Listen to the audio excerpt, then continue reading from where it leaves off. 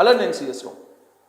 America అధ్యక్షుడు Trump ఎప్పుడు ఏ నిర్ణయం తీసుకుంటాడో తెలియనటువంటి సిచ్యువేషన్. రెండు కీలకమైన నిర్ణయాలు ఇప్పుడు తీసుకున్నారు. ఒకటి, వామపక్ష భావజాలం ఉన్నటువంటి కింటాఫ్ అనేటువంటి సంస్థ మీద నిషేధం విధించారు. దాన్ని ఉగ్రవాద సంస్థగా గుర్తించారు. అక్కడ ఉన్నటువంటి వామపక్ష భావజాలం ఉన్నటువంటి వాళ్ళు ఇప్పుడు ట్రంప్ తీసుకున్నటువంటి నిర్ణయం మీద విరుచుకుపడుతూ ఉన్నారు. అసలు ఎందుకు ఆ నిర్ణయం తీసుకున్నారని అంటే, చార్లీ కిర్క్ని కాల్చివేసింది ఈ కింటాఫ్ అనేటువంటి సంస్థకు సంబంధించినటువంటి కార్యకర్త. అందుకు ట్రంప్ అసలు ఆ సంస్థనే నిషేధించేసి ఉగ్రవాద సంస్థగా ప్రకటించేశాడు.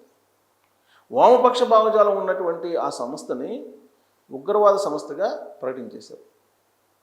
కన్జర్వేటివ్ కార్యకర్తగా ఉన్నటువంటి చార్లీ కిర్క్ అక్కడ అమెరికా ఫస్ట్, గ్రేట్ అమెరికా, అలాగే మేక్ అమెరికా గ్రేట్ అగైన్ ఇలాంటి వాటిని కూడా యూనివర్సిటీకి వెళ్ళి విద్యార్థుల్లో ఆయన చైతన్యపరిచే ప్రయత్నం చేస్తున్నటువంటి క్రమంలో అమెరికాలో ఉన్నటువంటి ఊటా అనేటువంటి ప్రాంతంలో రీసెంట్గా అతన్ని కాల్ చేశారు.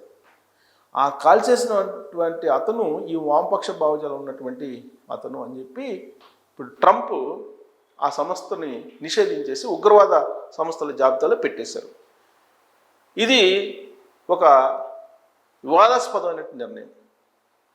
మరొక అంతర్జాతీయ వివాదాస్పదమైన అంశం ఏంటంటే, భారతదేశాన్ని డ్రగ్స్ దేశాల జాబితాలో కలిపేసేసాడు. పాకిస్తాన్, చైనాతో పాటు కొన్ని దేశాల జాబితాలో భారతదేశాన్ని కూడా కలిపేశారు. అంటే పాకిస్తాన్తో పాటు భారతదేశాన్ని కూడా కలిపేశారు. ఉగ్రవాద లేదంటే డ్రగ్స్ సరఫరా చేసేటువంటి దేశాల జాబితాలో దీన్ని కూడా భారతదేశాన్ని కూడా చేర్చారు. డ్రగ్స్ని ప్రమోట్ చేస్తుంది ఎవరు, ఏ దేశాలు అని అంటే అందరికీ తెలిసిందే. కానీ భారతదేశాన్ని డ్రగ్స్ సరఫరా చేసేటువంటి దేశంగా అమెరికా ప్రకటించింది. ఏ సందర్భంలో ఈ ప్రకటన చేశారు అమెరికా అధ్యక్షుడు ట్రంప్ అంటే, ఇరు దేశాల మధ్య వాణిజ్యపరమైన చర్చలు జరుగుతున్నటువంటి సమయంలో కొలికి రాబోతున్నాయి. మళ్ళీ అమెరికా భారతదేశం మధ్య ద్వైపాక్షిక సంబంధాలు బలోపేతం అవుతాయి, వాణిజ్య సంబంధాలు బలోపేతం అవుతాయి, దౌత్యపరమైనటువంటి సంబంధాలు కూడా మళ్ళీ బలోపేతం అవుతాయని చెప్పి భావిస్తున్నటువంటి తరుణంలో ట్రంప్ ఈ విధమైనటువంటి నిర్ణయం తీసుకున్నారు. డ్రగ్స్ ఉన్నటువంటి దేశాలు, డ్రగ్స్ సరఫరా చేసేటువంటి దేశాల జాబితాలో భారతదేశాన్ని కలిపేశాడు. ఇంతకన్నా దారుణమైనటువంటి విషయం ఏమైనా ఉంటుందా? భారతదేశం డ్రగ్స్ రహిత దేశంగా చేయాలి, ఉగ్రవాద రహిత దేశంగా చేయాలి, తీవ్రవాద రహిత దేశంగా చేయాలని చెప్పి భారత ప్రభుత్వం శ్రమిస్తుంది. కానీ అమెరికా అధ్యక్షుడికి భారతదేశాన్ని చూస్తే డ్రగ్స్ సరఫరా చేసేటువంటి దేశంగా కనిపిస్తుంది. ఎందుకు కనిపిస్తుంది అని అంటే, ఫార్మా హబ్గా ప్రపంచానికి భారతదేశం ఉంది. ఈ ఫార్మా హబ్గా ఉన్నటువంటి భారతదేశం నుంచి పెంటానిల్ అనేటువంటి ఒక మెడిసిన్ వెళ్తుంది. దాంట్లో డ్రగ్స్ కారకమైనటువంటి కొన్ని పదార్థాలు ఉన్నాయి అనేది అభిప్రాయం. అందుకే ఇప్పుడు డ్రగ్స్ సరఫరా చేసేటువంటి దేశాల జాబితాలో భారతదేశాన్ని కూడా కలిపేశారు ట్రంప్. ఇంతకన్నా పిచ్చోడు ఇంకొకరు ఉంటారా? సో కాబట్టి అమెరికా పౌరులు పిచ్చోడి చేతిలో రాయి ఇచ్చినట్టు అధికారాన్ని ఇచ్చారు, అమెరికా అధ్యక్ష పదవిని ఇచ్చారు. ఆ రాయిని ఎటు విసురుతాడో తెలియదు. ఇప్పుడు తాజాగా అక్కడ కిర్క్ని కాల్ చేశారు కాబట్టి, కాల్ చేసినటువంటి కార్యకర్త వామపక్ష భావజాలం ఉన్నటువంటి కార్యకర్త కాబట్టి, వామపక్ష భావజాలం ఉన్నటువంటి కింటాఫ్ అనేటువంటి సంస్థని ఉగ్రవాద సంస్థగా ప్రకటించేశాడు.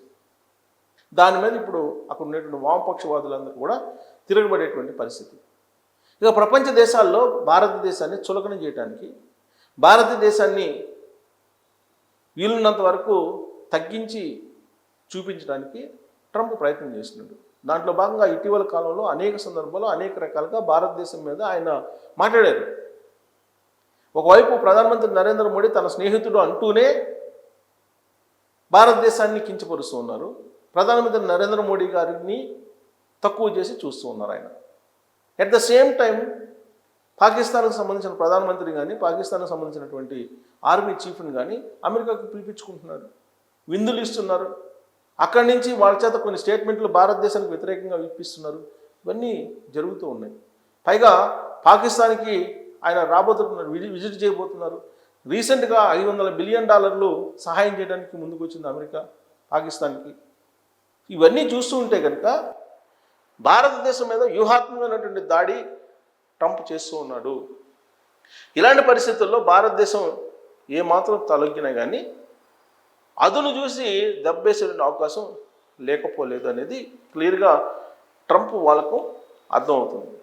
ఒకవైపు రష్యా భారతదేశాన్ని వీళ్ళంత వరకు ప్రపంచ దేశాల్లో ఒక విలువైనటువంటి దేశంగా, ఒక పెద్ద ఆర్థిక వ్యవస్థగా చూపేటువంటి ప్రయత్నం చేస్తుంది. మరోవైపు డెడ్ ఎకానమీ అని చెప్పి ట్రంప్ చెప్తున్నాడు భారతదేశం గురించి. అలాగే రష్యాది డెడ్ ఎకానమీ, రష్యా భారత్ రెండూ కలిసి మునిగిపోతాయి, ఇలాంటివన్నీ కూడా చెప్తున్నారు. దీనికి కారణం ఏంటి? రష్యా నుంచి ఆయిల్ కొనుగోలు చేయటం. రష్యా నుంచి ఆయిల్ కొనుగోలు చేయటమే భారతదేశం చేసినటువంటి పెద్ద నేరం కింద చెప్తూ ఉన్నారు. మరి చైనా కొనుగోలు చేస్తుంది, అనేక దేశాలు కొనుగోలు చేస్తున్నాయి. మరి భారతదేశాన్ని ఎందుకు టార్గెట్ చేస్తున్నారు అని అంటే, భారతదేశాన్ని టార్గెట్ చేస్తే, భారతదేశాన్ని కట్టడి చేస్తే రష్యా యుక్రెయిన్ యుద్ధం ఆగిపోతుంది. ప్రధాన ఆదాయ వనరుగా భారతదేశం రష్యాకి ఉంది ఇప్పుడున్నటువంటి పరిస్థితుల్లో. ఆ ఆదాయ వనరుని కనుక ఆపేస్తే రష్యా యుద్ధం ఆపేస్తుంది అనేటువంటి యాంగిల్లో ట్రంప్ ఆలోచిస్తూ ఉన్నాడు. కానీ భారత ప్రభుత్వం, భారత ప్రధానమంత్రి నరేంద్ర మోడీ గారు భారత్కు ఉన్నటువంటి సార్వభౌమాధికారాన్ని పదే పదే గుర్తు చేస్తూ ఉన్నాడు. అయినప్పటికీ కూడా భారతదేశాన్ని వీలున్నంత వరకు ఏదో ఒక రకంగా డ్యామేజ్ చేసే పరిస్థితి, డ్యామేజ్ చేసిన ఆలోచన ట్రంప్ చేస్తూ ఉన్నాడు. దాంట్లో భాగంగా ఆపరేషన్ సింధూర్ మీద రకరకాలుగా ప్రచారం చేశారు. తానే ఆపాను, ట్యాక్సులు పెంచుతానని చెప్తే భయపడిపోయాడు ఎవరు? ప్రధానమంత్రి నరేంద్ర మోడీ. అందుకే ఆపరేషన్ సింధూర్కి సంబంధించి సీజ్ ఫైర్ని ఒప్పుకున్నాడు, యుద్ధాన్ని ఆపేశారు. యుద్ధం ఆపడానికి కారణం నేనే, లేదంటే ఆ రెండు దేశాల మధ్య అణుయుద్ధం వచ్చేసిండేది, ఒక పెద్ద యుద్ధాన్ని నేను ఆపాను అని చెప్పి చెప్తూ ఉంటారు. రీసెంట్గా పాకిస్తాన్ ఉప ప్రధానమంత్రి ఏం చెప్పారు?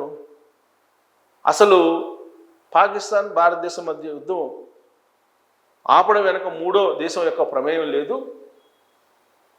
ఈ విషయాన్ని నాకు ఎవరో చెప్పలేదు, అమెరికా ఉపాధ్యక్షుడిగా ఉన్నటువంటి విదేశాంగ శాఖలో ఉన్నటువంటి విదేశాంగ శాఖ ఉపాధ్యక్షుడు కాదు, విదేశాంగ శాఖకు సంబంధించినటువంటి రూబియో చెప్పాడు అని చెప్పి పాకిస్తాన్ ఉప ప్రధానమంత్రి చెప్తున్నాడు.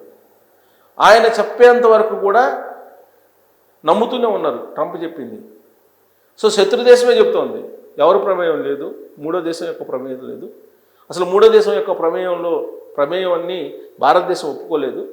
సీజ్ ఫైర్ వెనుక ఎవరు లేరు, ఈ రెండు దేశాలు ద్వైపాక్షికంగా మాట్లాడుకొని సీజ్ ఫైర్ చేశాయి తప్ప ట్రంప్ ప్రమేయం లేదని చెప్పారు. అయినప్పటికీ భారతదేశాన్ని ఏదో ఒక రకంగా కించపరిచేలాగా, ఏదో రకంగా బలహీనపరిచేలాగా ట్రంప్ మాట్లాడుతూనే ఉన్నారు. ఇప్పుడు తాజాగా డ్రగ్స్ సరఫరా చేసే దేశాల జాబితాలో భారతదేశాన్ని ఉంచారు ట్రంప్. మరి దీని వెనుక కుట్ర ఏంటి అనే దాని మీద మీరు కామెంట్ చేయొచ్చు. Thank you.